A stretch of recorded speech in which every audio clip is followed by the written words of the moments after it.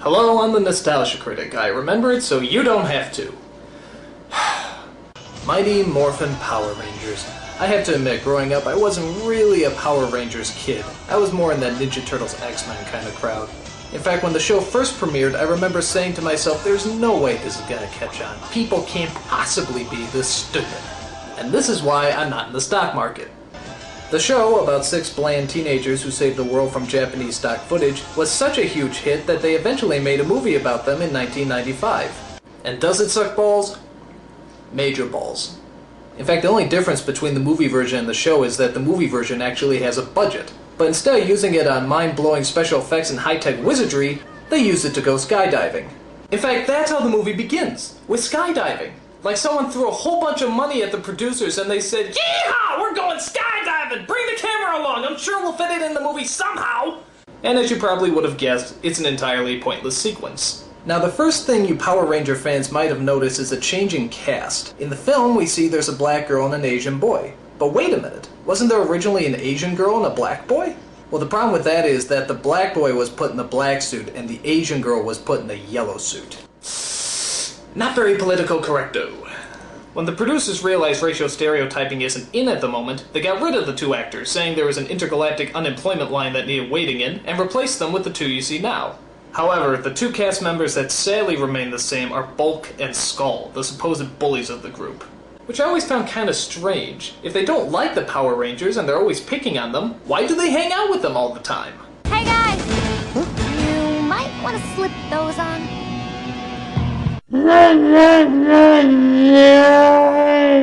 The story, or some semblance thereof, is centered around a space-traveling villain named Ivan Ooze, who's just a little less annoying than Rita and Zed, the Lucy and Ricky Ricardo of evil. Finally, a real man! His plan is to hunt down and destroy the Power Rangers' intergalactic leader Zordon, who, despite having all the powers of the universe, still can't manage to sync up his voice with his lip movements. It is good to see you again, too. Oh, and I forgot about his little assistant Alpha. The best way to describe him is imagine C-3PO being even gayer than he already is. I know that's hard to fathom, but that's pretty much what you get.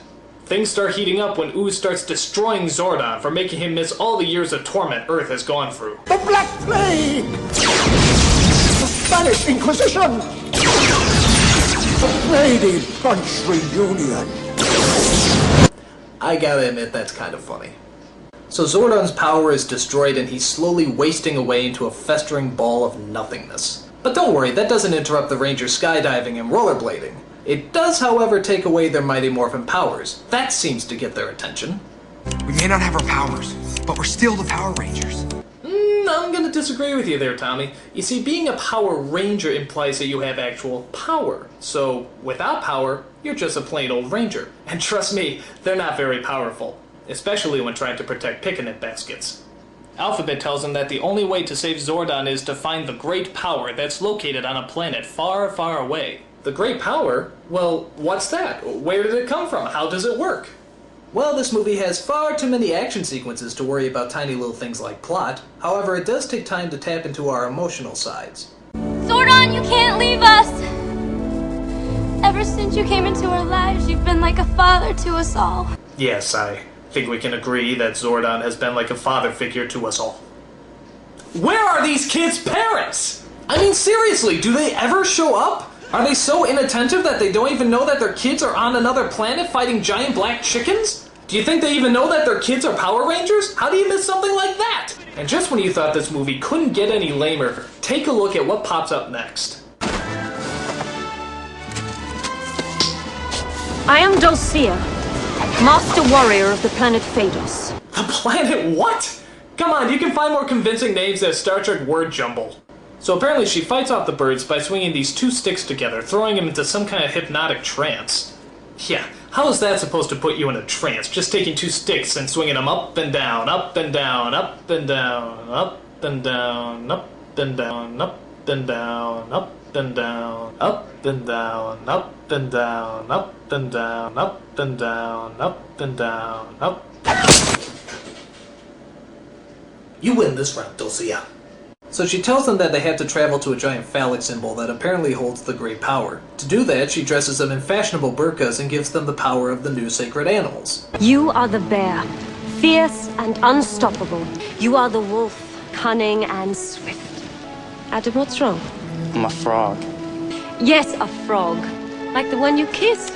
To get a handsome prince. What the hell is that? Kissing is my superpower? You shitting me? They get the strength and the swift and I get kissing? What kind of bullshit is that? Don't let her get away with that! Stand up for yourself, maggot! Hey! Hey, bitch, get back here! Where's my real superpower? Hey! Hey! Hey! Fuck this, man. I'm gonna go into anime. So the Power Rangers set out on a spiritual and enlightening journey, which I actually kinda like. It's good to see these kids look inside themselves and discover their true spiritual essence. And what exactly do they learn on this journey of self-discovery? Nothing! They kick some ass and they get their powers back. That's it.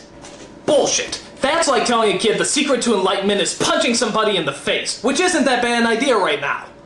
As always, the Power Rangers have a thrilling giant robot fight in the middle of the city. The traditional toy robot models are replaced this time with CG replicas. And I never thought I'd say this, but after watching this metallic diarrhea, I think I actually prefer the toy robot models. There's also a subplot about how Ivan Ooze hypnotizes all the parents in the city and forces them to jump off a cliff. I'm sympathizing with them at this point. But don't worry, there's a little 12-year-old boy who knows how to operate a crane and a monorail. Where the hell did he pick that up? Was there a how to handle heavy machinery class in grade school? If so, how did I miss that class? The battle eventually works itself up into outer space, where the mother of all finishing blows is thrown. Dude, did you just see that? Real good lesson for the kids, guys. If you can't overcome your enemies, just kick them in the happy sack and they'll go down like anyone else. Top notch! Upon hitting an asteroid, Ivan Ooze is destroyed and the Power Rangers fly off to save Zordon. But unfortunately, they're too late. Zordon is gone. If only they had gone to save him first instead of showing off their brand new fighting moves and special effects. If only. If only. Remember what we learned? To those who possess the great power, all things are possible. No, Tommy, no. That's crazy talk. Come on.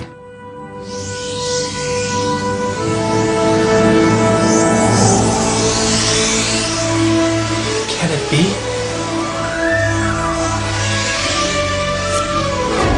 Is it possible?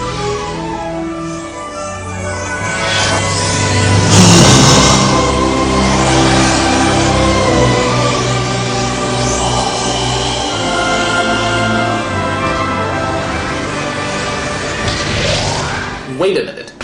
If the great power has the ability to do anything, couldn't they just use it to destroy Ivan Ooze in the first place?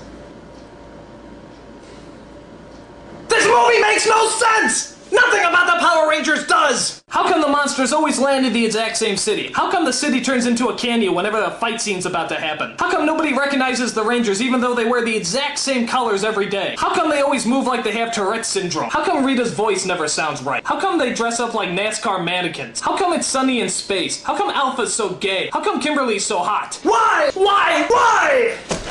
I'm the nostalgia critic. I remember it so you don't have to.